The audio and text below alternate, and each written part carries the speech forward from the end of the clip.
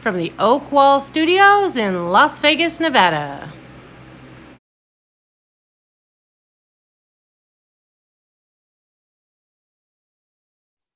Hello, this is Jesse Oakley III, and welcome to the Yoke Zone, where we provide positive words of wisdom for you, the happy people. Now, Mhm. Monday through Fridays, I will give you some positive words of wisdom through my show called The Oak Zone. But today is Sunday, and it is time for the Sunday morning chat series. And here I get to interview a plethora of positive people that are making a big difference within their community. Whether they're speakers, authors, yoga instructors, animal rescue volunteers, organ donators, you name it, we interview all the positive people here on the Sunday morning chat series. And today, we got ourselves a darn good show. As you may know, that I looked high and I looked so low for so many positive people that are making a big difference within their community. And then there's this one person that struck my interest, that piqued my curiosity. And she is working on a dissertation on something that is very interesting, and she was going to explain this on our chat series. So please, without any further delay, please help me welcome Miss Sherri Raf- Raftery. Sherry, Hey, how's it going? it's really good. Thank you, Jesse. It's so good to be here in Vegas with you, All right. all the way from Boston. Oh, hey, great. From Boston. We would definitely like to come by and visit Boston one of these days, Yeesh. especially when the pandemic's Yes, over. absolutely. I will give you the tour. Oh, thank you. Dana and I would really appreciate that. Yes. All right. So without any further delay, let's chat. Yes. All right. So first off, could you please describe your dissertation for the happy people out there? Hey, happy people. My dissertation is on foster youth to college, the challenges and the successes. Why is that important to me? I'm a former little wanderer from the Home for Little Wanderers, which means I'm a former foster youth. And so I want to help increase those numbers. Only 3% of foster youth even go to college, but of the 3%, only 1% graduates from college or university. And so that makes me happy when I walk across my Endicott College campus in Beverly that I'm actually less than 1% getting my doctoral. But then I cry because I say to myself, well, where's the other 99% of us? Well, that's why I'm trying to increase those numbers. Oh, that's fascinating. And you may have hit this on the next question I'm about to ask you, but Mhm. what inspired you to do this type of work? Thank you. And that's a great question. What inspires me to do this work is I'll give you more statistics. 75% of foster youth would like to attend college, but as I mentioned, only 1% even graduates. Because foster youth statistics are these: early teen pregnancy, homelessness, joblessness, addiction, and 80 to 85% of foster youth are incarcerated. That's astounding. So with those statistics, we could do better. Let's raise those statistics where foster youth go to higher education, become educated, and then productive in society. So perhaps one day they could give back like I'm trying to do. And you're doing fantastic work right there. Thank you. Now, what were some of the challenges that you face within this work? Okay. So, well, being a doctoral student is grinding. I started in 2017, and then of course we had pandemic. So I'm a little behind, but I'm okay with that. I'm hoping I'm starting. I wrote the note to be able to get my participants. So I'm hoping to be able to get participants from the Home for Little Wanderer, either former foster or current foster that are higher ed, so that I can interview them. And then the good work begins because that's when the research starts and the data collection and then the data analyzing. But as I said, I've been doing this for a few years and it's remote, so I was on Canvas. So this before everyone got into the pandemic, I was already in pandemic mode in 2017 when I had to already be online in Canvas, and it was kind of rather lonely to be online. It wasn't even Zoom. It was just answering questions and answering and also responding to other doctoral candidate students, what they would write in the Canvas for the questions that were asked of us when doing research and literature reviews. All right. That sounds like quite a challenge. Now, another question I have for you is what were some of your best moments after going through all of this? Nice. Well, some of the best moments I think are yet to come. I think when I get published and become Dr. Raftery, actually Dr. Sherri, I want to make it easy on people. But I mean, the challenges were just getting back into school. I had been out of school myself for a little bit. I went to Emerson College for Theater and Communications, got my bachelor's there, and then I got my master's at Endicott College in Education with a concentration in arts and learning. And I'm back at Endicott getting my doctoral. And it's tough going back to school. It's hard having to relearn. In addition to that, I'm also a professor. So I also understand, I empathize with my students because it's a lot to be able to read, write, and then rewrite and read. Yes. I tell you, that is quite the work, but it does Mm, have its rewards at the end. yes. Now, now, if you were to meet someone that is inspired or will be inspired by the journey that you've made and the story that you've taken, Yes. what words of wisdom would you give that person that want to follow your shoes? Oh, that's a good one.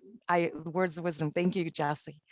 Well, I would say I should qualify this and say that I always wanted to go to law school, but I never thought I was smart enough. I didn't think I was going to be able to handle the workload. Even but being able to apply, I just took steps one thing at a time applying for my doctoral. I wanted it to apply, and it took me a while to figure out what do I need to write, what do I need to send, what do I need to, and I had to take the Miller's analogies, which was fine.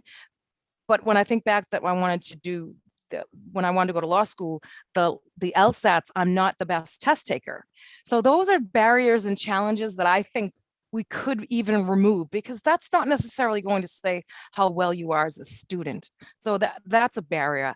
And I would say to someone who's trying to go get their any education, is just keep trying and reach out for help. And I could not have done the work I do without the writing center at the campus at Endicott College. Thankfully for the writing center, I pretty much know what I want to write, but I'm not the best at making it happen. So I've learned how to become a better writer, and even as a doctoral writer. So I would say. All right, fantastic.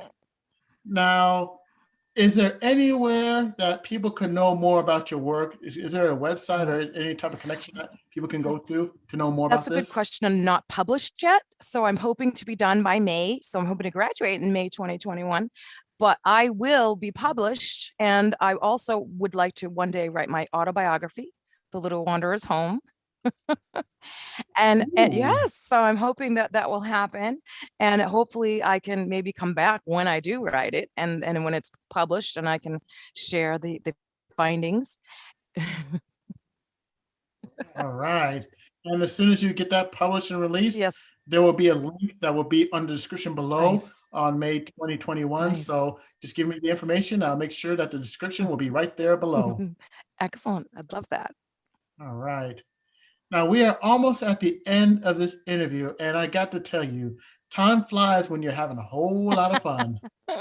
I agree. Now, this section is called the shout out section. And is there anybody Yes. that you would like to give a shout out to? Okay, so I'm familiar with the Grammys. I better take care of family first. My first shout outs go to my daughter, Sabrina, and my grandson, Desmond. Okay, so I've got those covered. And I'd have to say that obviously my chair, my Dr. Sarah McMahon, and also my committee. So Dr. Sarah Quay and Dr. Aubrey, they're awesome. They've been wonderful for me. We meet weekly, which is great, and do the updates, and they keep me on track. And then also I would say, three other doctoral students that I work with, Maureen, Christine, and Sarah. We've been able to do research together on other projects and go to conferences and present and make posters. So I'm excited to be able to work with other doctoral candidates who are also going through the same struggles, and we support each other. Those are definitely shout outs. Of course, shout outs to anyone that's been in my corner and trying to plug me along and saying, you can do it, you can do it. We all know, we all need that you can do it cheers all the time, because it's tough. And I would say my toasty friends too, they're all behind me saying, you can do it. Yeah. That's a great crew to give shout outs to. And It takes a whole team to put all the stuff together. Truth. And this is not just one person, but it takes a whole group. Yeah, And if you have a yeah, group like that, yeah. that is truly Yeah. fantastic, and you will definitely go farther than expected. I think I should also give 3 more shout outs. Go for it. Rabbi Rick Weiner from Toastmasters and Mhm. Toastmaster Dr. Matthew Mallon, and then Dr. Judy Joseph. Because I'm shouting them out because I had to have three recommendations to get into the doctoral candidacy school, and I was able to get them to write me recommendations, and that's how I got in. One of the reasons why, so it's always, and I always write recommendations to my students so they can get employment or transfer or whatever it is that they are needing. So I understand the value of a recommendation. Oh, recommendations do go far. Now, I have one more question for you. And this is directed for all the happy people that are watching this video right now. Now, if you can give any more solid advice to the happy people that are watching this video, that are inspired with everything that you've done, what would that advice be? I would say just if you have a dream, go for it. Even if you think you can't get to it, take the steps, get people behind you, get those support systems, and find out what it is that you need to do to make that dream happen. Because this has definitely been a long-term dream. As I said, I wanted to go to law school. I never thought I was really smart enough. So this is my law school. I'm smart enough now. Hey, And you can be too. that cannot be denied. You're more than smart enough. I can tell you that right now. We met each other, what, 10, almost 10, 11 years ago? I know. We've had some great memories, Jess, and I'm looking forward to more memories at the conventions. Yeah. Yeah, exactly. With or without the pandemic, definitely have more memories of awesome people. Yeah. And this is going to be fantastic. Yay. All right. Get a Now, lasso. exactly. Yay. Yeah. Now, on behalf of all the happy people that are watching this, Mhm. I'd like to take the time out to say thank you very much for this wonderful interview on the Oak Zone Sunday Morning Chat Series. We really appreciate it big time. Now, this concludes this episode of the Sunday Morning Chat Series. If you want more information or plethora of positivity, just go to YouTube, type my name, Jesse Oakley III, hit the subscribe button, ring the bell, like, and share these videos with other happy people that you know. And if you'd like to go into my YouTube channel, go over to Jesse Oakley III and go to the Sunday Morning Chat Series section, where I get the chance to interview the past positive people that are amazing, just like my friend Sherri. And this concludes the Sunday Morning Chat Series. Until then, hey people, you take care and have a great day. Bye. Thank you so much for having me. Cheers. All right.